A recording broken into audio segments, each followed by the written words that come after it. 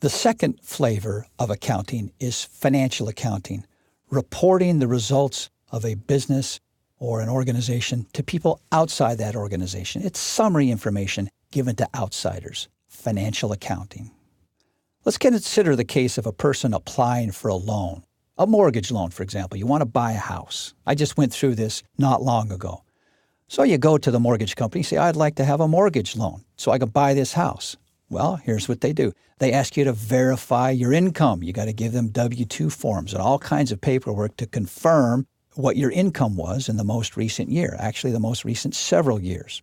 They also ask you to verify what things you have. Accountants call these things assets. Do you have a house? Do you have a checking account? Do you have any investments? Let's get those all listed down. Do you have any obligations? Do you have any credit card obligations? Do you have any other loans? We want to see all those things. The loan company wants to verify your income. They want to verify the economic resources you have and the economic obligations that you have.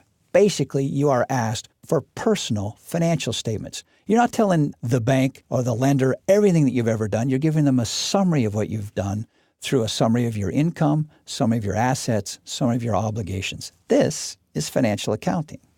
So what are the benefits to providing these personal financial reports when you're applying for a loan? Well, the benefits to the lender are obvious. The lender wants to know whether you're going to be able to pay them back. So they want to see, are you making money? Have you made money steadily over the past few years? Do you have assets? Do you have resources? Do you have an investment account? Do you have cash in the bank? Do you not have too many other loans, too much credit card debt? So the benefit to the lender is very clear. It helps them to be more able to forecast the probability that you're going to be able to repay the loan. So that's great for the lender. What about for me, the borrower? Well, imagine if you weren't allowed to provide financial information. You go into the lender and say, I'd like to borrow some money. Well, we'd like to know, no, you can't ask anything about me. You just have to lend me the money. Well, that makes it a much more risky proposition. Lenders are going to be much less likely to loan money to anybody if they can't verify your income, can't verify your resources. So by reducing the uncertainty to the lender, it makes it easier for me, the borrower, to borrow money. And also, if I'm a creditworthy borrower, if I've been prudent, if I've saved money, if I've got some resources, it gives me an opportunity to reveal that. I want to reveal that to the lender to make it even more likely that they'll give me a loan. So this process of providing personal financial statements to a lender when getting a loan benefits the lender, they can make better decisions, benefits the borrower because the borrower can reduce the uncertainty to the lender and therefore make it more likely that they'll get the loan. This is financial accounting. Let's think of a business example. Let's say that you have a friend, Lily, and Lily has a dream. She's had a dream for years. She wants to start and operate her own ice cream business. She makes homemade ice cream. It's delicious. She wants to go commercial with this. So she's figured out what she's going to need to make this happen, and she wants to build her ice cream factory right where you're sitting right now. So look around where you are right now. That's going to become Lily's ice cream factory. She's going to buy the land. She's going to buy the building. She's going to fill it full of big, gleaming stainless steel ice cream making machines. She's going to buy some cream. She's going to buy some sugar. She's going to buy some strawberries, all natural, of course. And she's going to start making some ice cream. And Lily has figured out that in order to turn her dream into reality, she needs $100 million. That minor little barrier is all that stands between Lily and her dream of her own ice cream business. So the question is, where can Lily get $100 million? Where could you get $100 million if you wanted to start your own business? I don't know about you, but if I'm going to get $100 million to start a business, it's going to have to come from strangers because I don't have $100 million myself. I can go to all my friends, all my family, all my cousins, all my aunts and uncles, and as many people as I can think of, and we're going to come up a little short of $100 million. So if you really do need $100 million to turn your dream of an ice cream business into a reality ice cream business, I'm going to have to get money from strangers. How can I convince strangers to invest in my business? That's the question. And what that does is it leads to the transition. We're now going to go from ice cream to accounting. Because without accounting, we don't get any ice cream.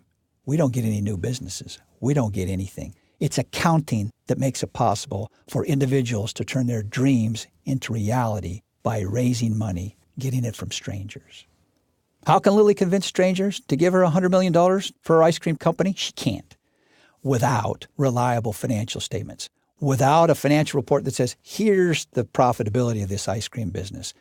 Here's a list of the current resources of this ice cream business. Here's a listing of the current obligations of this ice cream business, without reliably communicating the financial situation of her business, or for a new business, the anticipated financial situation of the business. Without reliable reports, Lily cannot convince strangers to give her the $100 million. And in our modern economy, this is fundamental because you're raising money by getting it from strangers. If you're going to start an ice cream factory in Germany, it's very likely that you're going to borrow money or get investment funds from France and from South Africa and from Russia and from Hong Kong. It's going to come from all over. You're going to get money from people you've never seen before and people whom you may never see. So they don't have any personal basis on which to invest in your company or loan money to your company. How do you communicate with them? How do you make it so that they're comfortable with you and your business plan? With reliable financial statements. Accounting is right there at the crucial point in business. It allows people to raise money from strangers so that they can turn their dreams, in Lily's case, into reality. It's accounting that makes that happen. So what are these fabulous statements? They're called the balance sheet and the income statement. A balance sheet is a very fundamental report. It's a list of an organization's resources, accountants call those assets, and an organization's obligations, accountants call those liabilities. So the assets, how much cash do you have? How much do you have in land? How much do you have in trucks and equipment? Those would be a listing of a company's resources. Obligations, how much money have you borrowed from a bank? How much do you owe in taxes? How much do you owe your employees in wages that you haven't paid yet? Let's see all those obligations. So that's a fundamental report for any business. What do you have and what do you owe? We call that a balance sheet. Next fundamental financial report is called the income statement. How much money is this company making? Well, anybody wants to know that. If I'm thinking of loaning money to your company or investing in your company, I need a report of how much money you're making. The balance sheet and the income statement are fundamental reports that are provided by organizations, by businesses, to people outside the company, so those people outside can decide, should we loan that company money? Should we invest in that company? It's not all the details of the operations of the company. It's a summary. It's a balance sheet. It's an income statement.